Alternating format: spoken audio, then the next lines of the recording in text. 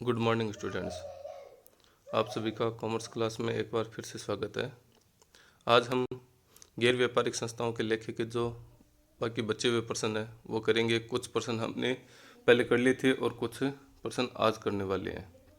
तो आपके सामने स्क्रीन पर गैर व्यापारिक संस्थाओं के लेखे से संबंधित कुछ प्रश्न दे रखे हैं। तो चलिए शुरू करते हैं। पहला प्रश्न है, आय व्यय खाता बनाया जाता है। ए गैर व्यापारिक संस्थाओं द्वारा, बी व्यापारिक संस्थाओं द्वारा, सी निर्माणी संस्थाओं द्वारा, डी उपयुक्त सभी के द्वारा। तो हमने बात की थी कि गैर व्यापारिक संस्थाओं के द्वारा जो वित्तीय विवरण बनाए जाते हैं उनमें प्राप्ति भुगतान खाता, आय व्यय खाता और चिट्ठा बनाया जाता है। तो हमारा जो उत्तर होता है वो होता है ए गैर व्यापारिक संस्थाओं के द्वारा। दूसरा प्रश्न, आय व्यय खाता किसी निश्चित अवधि के पश्चात प्रदर्शित करता है। लाभ हानि को, आधिक्य व न्यूनता को, रोकड़ शेष को, उपयुक्त सभी को। देखिए, लाभ हानि है वो लाभ हानि खाते के द्वारा प्रदर्शित किया जाता है। रोकड़ शेष है वो रोकड़ व्यय के द्वारा प्रदर्शित किया जाता है। आधिक्य व न्यूनता तो हमने बात की थी कि आय व्यय खाता क्या होता है। आय व्यय खाता किसी एक गैर व्यापारिक संस्था के द्वारा एक अवधि के आय और व्यय के आधार पर अधिकता व न्यूनता ज्ञात करने के लिए बनाया जाता है और ये उपार्जन अवधारणा के आधार पर बनाया जाता है। इसमें चालू वर्ष के समस्त आयगत आय व आयगत व्यय को दर्शाया जाता है।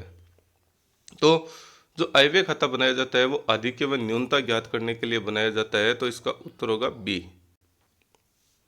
अगला प्रश्न, चालू वर्ष के आय व्यय खाते एवं चिट्ठे दोनों में दिखाई जाने वाली मद है।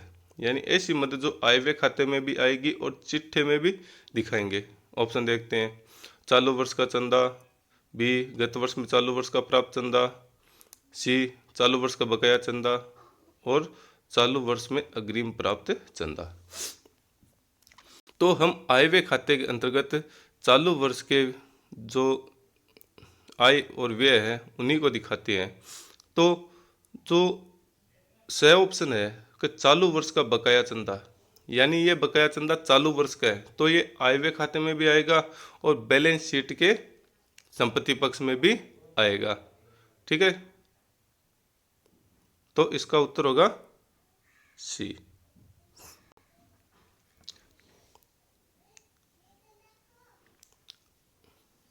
चौथा प्रश्न, एक क्लब ने भवन निर्माण हेतु चंदे के 1 लाख दान के एकत्रित किए। क्लब की पुस्तकों में भवन निर्माण हेतु दान की राशि को दिखाया जाएगा। देखिए कि जब दान है वो किसी विशेष उद्देश्य के लिए प्राप्त होता है या एकत्रित किया जाता है तो उसको हम संपत्ति दायित्व मानते हुए चिट्ठे में दिखाते हैं और जब प्राप्त होता है तो उसको प्राप्ति भुगतान खाते में दिखाते हैं। तो ये कहता है कि भवन निर्माण हेतु चंदे के 1 लाख रुपए दान के एकत्रित किए। तो ये कहाँ दिखाया जाएगा? आय व्यय खाते के डेबिट पक्ष में, आय व्यय खाते के क्रेडिट पक्ष में, चिट्ठे के संपत्ति पक्ष में, चिट्ठे के दायित्व पक्ष में। तो इसको चिट्ठे के दायित्व पक्ष में दिखाएंगे। आंसर होगा डी। प्राप्ति एवं भुगतान खाते की प्रकृति है व्यक्तिगत खाता, वस्तुगत खाता, नाममात्र खाता। तो प्राप्ति एवं भुगतान खाते की जो प्रकृति होती है वो वस्तुगत प्रकृति की, वास्तविक प्रकृति की होती है। तो उत्तर होगा बी। प्राप्ति एवं भुगतान खाता प्रदर्शित करता है आय व्यय तथा व्यय, बचत तथा घाटा, लाभ तथा हानि, नगद प्राप्तियां एवं नगद भुगतान। आय व्यय प्रदर्शित नहीं करता, बचत तथा घाटा भी नहीं करता, लाभ हानि भी नहीं करता। इसमें हम नगद प्राप्ति और नगद भुगतानों का लेखा करते हैं, चाहे वो आयगत प्रकृति की हो चाहे पूंजीगत प्रकृति की हो। अगला प्रश्न, चालू वर्ष में प्राप्त अग्रिम चंदा है। चालू वर्ष में प्राप्त अग्रिम चंदा है आय, दायित्व,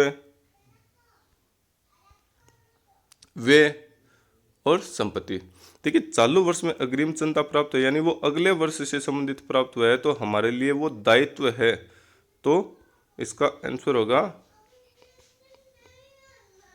बी, दायित्व। और इसको हम बैलेंस शीट में फिर दिखाएंगे दायित्व पक्ष में। चलिए आगे एक प्रश्न देखते हैं। प्रश्न संख्या 8 है कि अजय क्लब की वर्ष के अंत में संपत्तियां 90,000 रुपये थी, दायित्व 5,000 एवं आय व्यय खाते का डेबिट शेष 1,800 रुपये था। प्रारंभिक पूंजी कोष क्या होगा? देखिए भी, पूंजी हम निकालते हैं तो कैसे निकालते हैं, संपत्तियों में से दायित्व घटाकर हम पूंजी निकाल लेते हैं।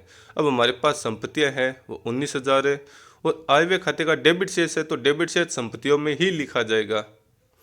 ठीक है, तो संपत्तियां होगी 19 एक 20,800 और 20,800 में से दायित्व 5,000 को घटा देंगे तो हमारा आंसर आएगा बी 15,800। अब इसको हम हल करके भी देख सकते हैं, इसका हल दिखाता हूँ आपको। देखिए 8% में संपत्तियाँ कितनी है 19,000, आय व्यय खाते का डेबिट शेष ये भी संपत्ति पक्ष में लिखा जाता है 1,800, कुल कितने हो गए 20,800, इसमें से दायित्व तो हमने घटा दिया 5,000, तो पूंजी कोष कितना बचा 15,800। तो हमारे ऑप्शन में हम देखते हैं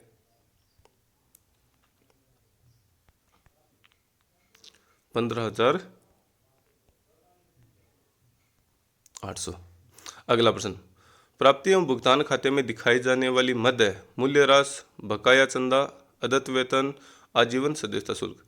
देखिए मूल्य राशि प्राप्ति भुगतान खाते में नहीं दिखाया जाता, बकाया चंदे का लेखा भी प्राप्ति भुगतान खाते में नहीं किया जाता, अदत्त वेतन का भी नहीं किया जाता। यानी प्राप्ति भुगतान खाते में उन्हीं मदों का लेखा किया जाता है जो नगद प्राप्त और नगद भुगतान की जाती है। अब देय है आजीवन सदस्यता शुल्क। आजीवन सदस्यता शुल्क क्या होती है कि किसी भी संस्था का सदस्य वार्षिक शुल्क देने के बजाय एक साथ एक मुश्त सदस्यता शुल्क जमा करवा देता है तो उसे आजीवन सदस्यता शुल्क कहते हैं और ये पूंजीगत प्रकृति का होता है। इसको हम बैलेंस शीट में दिखाते हैं पूंजी कोष में जोड़कर। तो इसमें आंसर होगा डी आजीवन सदस्यता शुल्क। अगला प्रश्न, एक क्लब की पुस्तकों में वर्ष के प्रारंभ में वेतन के 2,000 रुपये और वर्ष के अंत में 5,000 बकाया थे। वेतन के लिए वर्ष में चुकाई गई राशि 20,000 रुपये थी। आय व्यय खाते में वेतन मद में दिखाई जाने वाली राशि होगी। तो मैंने आपको बताया था कि जो ओपनिंग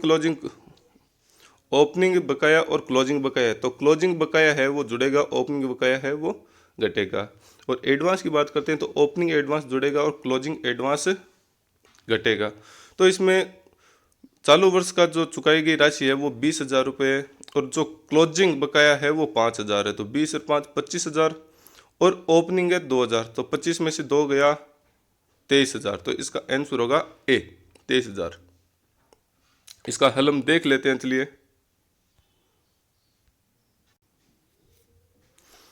देखिए प्रश्न संख्या 10 में वर्ष में वेतन की चुकाई गई राशि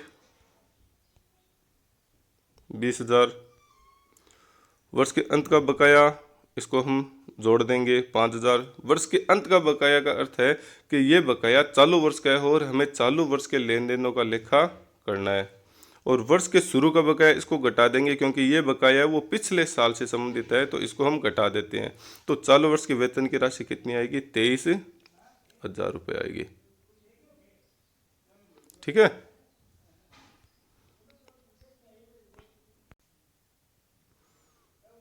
अगला प्रश्न, एक गैर व्यापारिक संस्था के प्राप्ति एवं भुगतान खाते में न दिखाई जाने वाली मद है। एक गैर व्यापारिक संस्था के प्राप्ति भुगतान, देखिए प्राप्ति भुगतान खाते में समस्त नगद प्राप्ति और नगद भुगतानों को दिखाया जाता है। हम प्रश्न देखते हैं, चालू वर्ष का बकाया वेतन, आगामी वर्ष के लिए प्राप्त पेश की चंदा, आगामी वर्ष के लिए पूर्वदत्त किराया, गत वर्ष के बकाया वेतन का भुगतान। तो देखिए इसमें चालू वर्ष का जो बकाया वेतन है उसको नहीं दिखाएंगे, बाकी बैस है ये सभी नगद भुगतान और प्राप्ति से संबंधित है, तो इसका लेखा हम करेंगे। तो चालू वर्ष का बकाया वेतन है इसमें नहीं दिखाया जाएगा। सामान्यतया अनुरिक्त को दर्शाया जाता है। देखिए अनुरिक्त क्या है, अनुरिक्त को हम वसीयत से प्राप्ति, अनुरिक्त या मृत्युदान भी कहते हैं। क्या कहते हैं, वसीयत से प्राप्ति, अनुरिक्त और मृत्युदान। जब किसी व्यक्ति की मृत्यु होने के उपरांत संस्था को कोई राशि या संपत्ति प्राप्त होती है तो उसे हम वसीयत से प्राप्ति कहते हैं। और वसीयत से जो प्राप्ति होती है उसको पूंजीगत प्रकृति का माना जाता है और बैलेंस शीट में दिखाया जाता है। तो इसके ऑप्शन क्या है, पूंजीकृत कर चिट्ठे में आय मानकर व्यय मानकर, तो इसको पूंजीकृत मानकर चिट्ठे में दिखाया जाता है। अगला प्रश्न, मद जिसे प्राप्ति एवं भुगतान खाते में दिखाया जाता है लेकिन आय व्यय खाते में नहीं दिखाया जाता। प्राप्ति भुगतान खाते में उसी मद को दिखाया जाता है जो नगद प्राप्त होती है और नगद भुगतान की जाती है, और आय व्यय खाते में उस मद आयगत मद को दिखाया जाता है जो चालू वर्ष से संबंधित होती है। देखिए, चंदा, वेतन, दान, अग्रिम चंदा। अग्रिम चंदा यानी ऐसा चंदा जो हमें पहले ही प्राप्त हो गया है, तो वो अग्रिम चंदा है। तो अग्रिम चंदा है वो प्राप्ति भुगतान खाते में तो आएगा लेकिन आय व्यय खाते में नहीं आएगा, क्योंकि आय व्यय खाते में सिर्फ चालू वर्ष के चंदे का लेखा किया जाता है। तो ये अगले वर्ष का है और चालू वर्ष में प्राप्त हो गया, तो इसको लेखा आय व्यय खाते में नहीं करेंगे। अगला प्रश्न, एक धार्मिक संस्था ने चालू वर्ष में 5600 चंदे के प्राप्त किए। इसका वर्ष के प्रारंभ में बकाया चंदा 400 रुपये और चालू वर्ष के अंत में 300 रुपये बकाया रहता है, और चालू वर्ष के प्राप्त चंदे में 300 आगामी वर्ष से संबंधित पेश की चंदा शामिल है। तो चालू वर्ष के आय व्यय खाते में दिखाई जाने वाले चंदे की राशि होगी। तो मैंने आपको जैसे बताया कि भाई जो बकाया क्लोजिंग है उसको जोड़ देंगे और जो ओपनिंग बकाया है उसको घटा देंगे। और एडवांस की बात करते हैं तो ओपनिंग एडवांस जुड़ेगा और क्लोजिंग एडवांस घटेगा। अब 5600 रुपये में से 300 रुपये तो ऐसे जो अगले वर्ष से संबंधित है तो ये घट जाएंगे, कितने बचेंगे 5300। उसके बाद में जो अंत का बकाया है वो जुड़ जाएगा, 5300 और 300 5600, और 5600 में से ओपनिंग कितना है 400, घटा देंगे 400। तो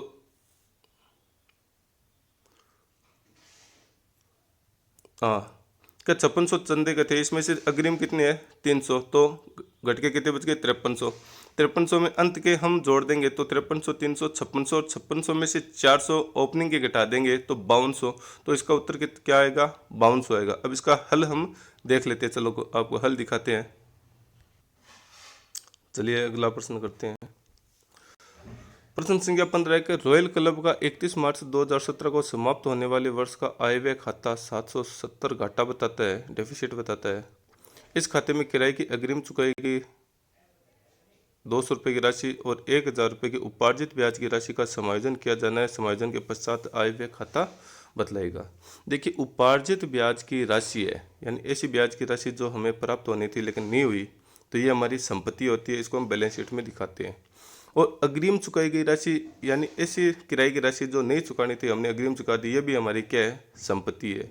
तो इस प्रकार से हमारे जो कुल संपत्ति होगी 1000 प्लस 1200 रुपये हो गए, और इस 1200 में से हम 770 रुपये घाटे के घटा देते हैं, तो हमारा 430 रुपये का आधिक्य बचता है। इसका हल है वो आपको मैं दिखा देता हूँ किस प्रकार से है। ये देखिए, उपार्जित ब्याज कितना है 1000 रुपये, और अग्रिम किराया कितना है 200 रुपये, तो कुल कितने हो गए 1200 रुपये, जिसमें से न्यूनतम यानी जो घाटा कितना है 770, तो 430 रुपये आधिक्य बचता है। तो इसका आंसर होगा 430 रुपये आधिक्य।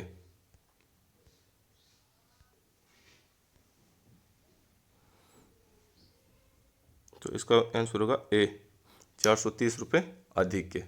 चलिए आगे का प्रश्न देखते हैं।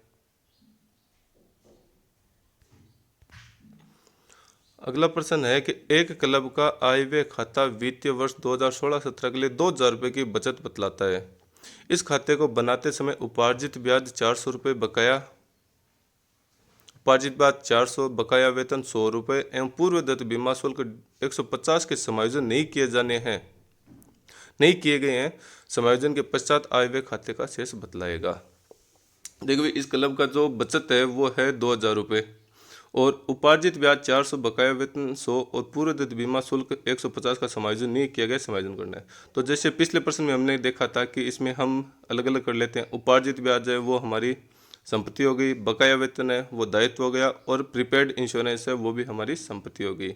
तो संपत्ति हो गई, संपत्ति मद की संपत्ति पक्ष की मध्य हो गई 400 प्लस 150 550, और 550 में से 100 रुपये दायित्व पक्ष की मध्य घटा देते हैं तो 450 रुपये बचते हैं, और 450 को फिर हम बचत में जोड़ देते हैं तो बचत है 2000, तो 2000 प्लस 450 2450 रुपये। इसका आंसर होगा 2450 रुपये। सही। इसका हल दिखा देता हूं मैं आपको।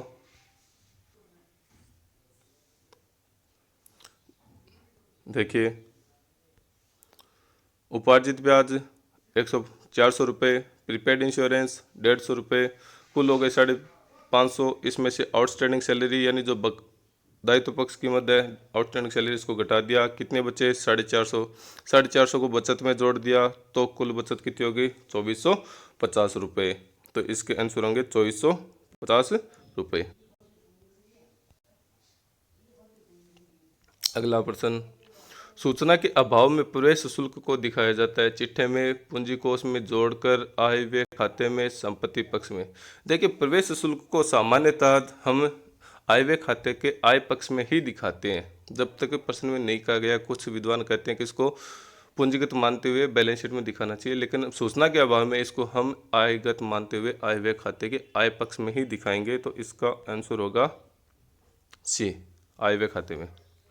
अगला प्रश्न, किसी क्लब के लिए निम्नलिखित भुगतान पूंजीगत भुगतान होगा।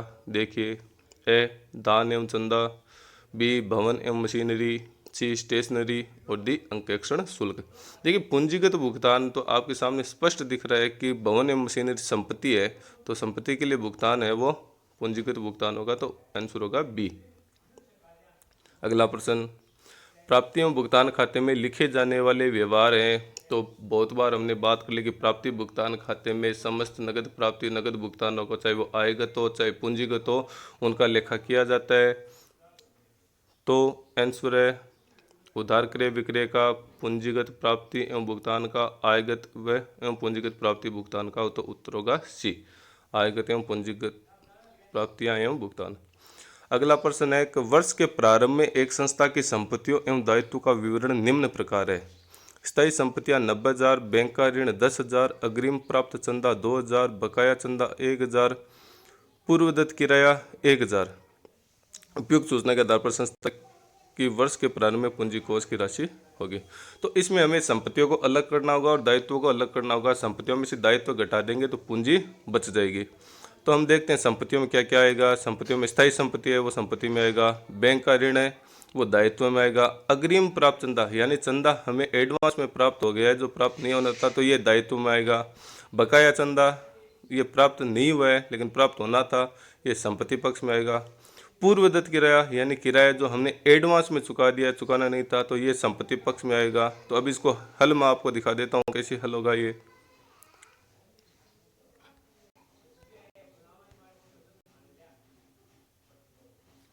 देखिए, संपत्ति 90,000 की, जो बकाया चंदा है वो संपत्ति में आ गया 1,000 और जो प्रीपेड रेंट है वो भी आ गया, कुल हो गई 92,000 रुपये। अब दायित्व की बात करते हैं, बैंक लोन 10,000 रुपये, एडवांस चंदा जो प्राप्त हो गया वो दायित्व में आ गया 2,000, तो कुल दायित्व हो गया 12,000। तो 92,000 संपत्तियों में से 12,000 दायित्व घटाने पर हमारा पूंजी कोष कितना बचा 80,000। ठीक है, तो आंसर क्या होगा 80,000।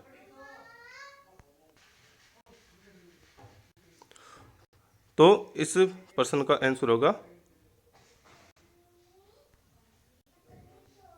80,000 सी। एक गैर व्यापारिक संस्था का पूंजी कोष होता है। देखिए, पूंजी कोष की हमने बात अभी की है अगले प्रश्न में कि संपत्तियों का दायित्वों पर अधिक है यानी संपत्तियों में से दायित्व घटाकर हम पूंजी कोष निकाल सकते हैं। तो इसके ऑप्शन देखते हैं। संपत्तियों का दायित्व पर अधिक है, दायित्व का संपत्तियों पर अधिक है, आयगत प्राप्तियों का आयगत भुगतानों पर अधिक है, पूंजीगत प्राप्तियों एवं पूंजीगत व्ययों पर अधिक है। तो संपत्तियों का दायित्व पर अधिक के आंसर होगा ए। अगला प्रश्न, एक क्लब ने विशेष कोष के लिए 15,600 रुपये प्राप्त किए जिसमें से 8,400 रुपये व्यय कर दिए। उस क्लब के आय व्यय को क्रेडिट किया जाएगा। देखिए, ये विशिष्ट कोष का प्रश्न है। विशिष्ट कोष के बारे में हमने देखा है कि ऐसा कोष जो किसी विशेष उद्देश्य के लिए बनाया जाता है उसे विशिष्ट कोष कहते हैं। उस कोष में यदि कोई खर्च होता है तो उस कोष की राशि में से घटा दिया जाता है, यदि कोई राशि प्राप्त होती है तो उस कोष में जोड़ दी जाती है। तो हमारा कोष है वो 15,600 है जिसमें से खर्च 8,400 हुआ है। तो इस 8,400 व्यय को हम बैलेंस शीट में जब दायित्व पक्ष में इस कोष को दिखाएंगे, क्लब के कोष को 15,600 को, तो उसमें से 8,400 को घटाकर दिखाएंगे। इस 8,400 को आय व्यय खाते में नहीं दिखाया जाएगा। तो इसका आंसर होगा डी, कुछ नहीं। तो आशा करता हूं कि आज के ये सारे प्रश्न है वो आपके समझ में आए होंगे, और आप अपने साथियों के साथ भी इनको शेयर करें ताकि वे भी इन प्रश्नों से और जानकारी से लाभान्वित हो सके। अब जो आगे के बड़े प्रश्न हैं उनके लिए हम वीडियो बनाएंगे। छोटे प्रश्न लगभग कंप्लीट हो चुके हैं, और आगे के जो प्रश्न हैं उनके लिए अलग से वीडियो बनाएंगे। तब तक के लिए गुड बाय, धन्यवाद।